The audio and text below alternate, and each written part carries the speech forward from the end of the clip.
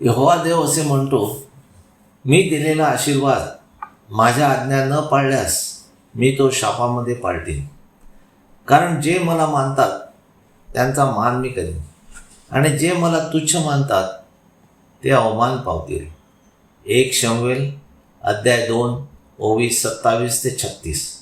आणि यहोवा देवाचा एक संदेष्टा एली संदेष्टाकडे येऊन म्हणाला, यहोवा देव असे म्हणतो, तुझ्या बापाचे घराणे मिस्रात फॅरोच्या घरी दास्यात राहत असता मी त्यावेळेला त्याला प्रकट झालो नाही काय?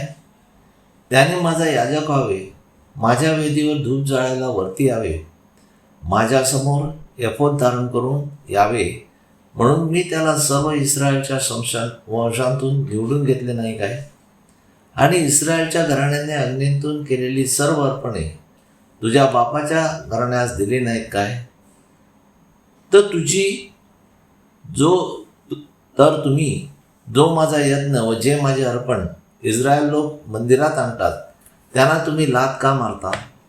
एलीची मुले जे लोक अर्पण घेऊन मंदिरात येत होते त्यांच्याकडून मेध जाळण्याआधीच, म्हणजे यहोवा देवाला अर्पण करण्याआधीच कच्चे मांस याजकाकडे मागत होते.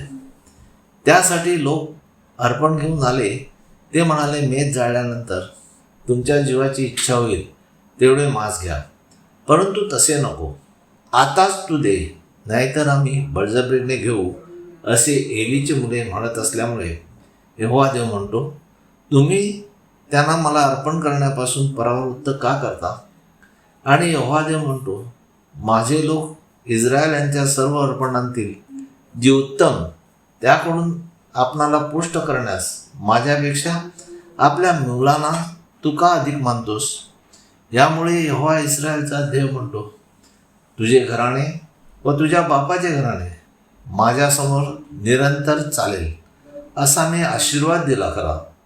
परंतु यहोवा देव आता असे म्हणतो, मी दिलेला आशीर्वाद माझ्यापासून दूर हो. कारण जे मला मानतात त्याचा मान मी करेन, आणि जे मला तुच्छ मानतात ते अवमान पावतील. आपण यहोवा देवाला मानतो काय? त्याचे नाव घेऊन स्तुती आराधना करतो काय? त्याचे नाव न घेऊन त्याचा अवमान करतो काय? यहोवा देव एलीच्या घराण्याबद्दल व जे त्याला मानत नाही त्याबद्दल म्हणतो, असे दिवस येत आहेत की ज्यात मी एलीच्या घराण्याचा भुज कापून टाकीन, आणि तुझ्या घराण्यात कोणी म्हातारा होणार नाही. आणि इस्रायलाला जे सर्व वैभव यहोवा देव देईल ते तू पाहणार नाहीस, परंतु तुझ्या वस्तीत तू शत्रूला पाहशील, आणि तुझ्या घराण्यात कधी कोणी म्हातारा होणार नाही.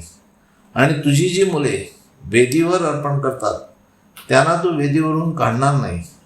त्यामुळे यहोवा देव तुझे डोळे क्षीण करणारा व तुझ्या हृदयाला खेद देणारा होईल, आणि तुझ्या घराण्यातील सर्व संतती ऐन तरुणपणात मरतील. आणि एलीला यहोवा देव म्हणतो, तुझे दोन्ही मुलगे हफनी व फिनहास यांच्यावर जे येईल ते तुला चिन्ह होईल. ते दोघेही एकाच दिवशी मरतील.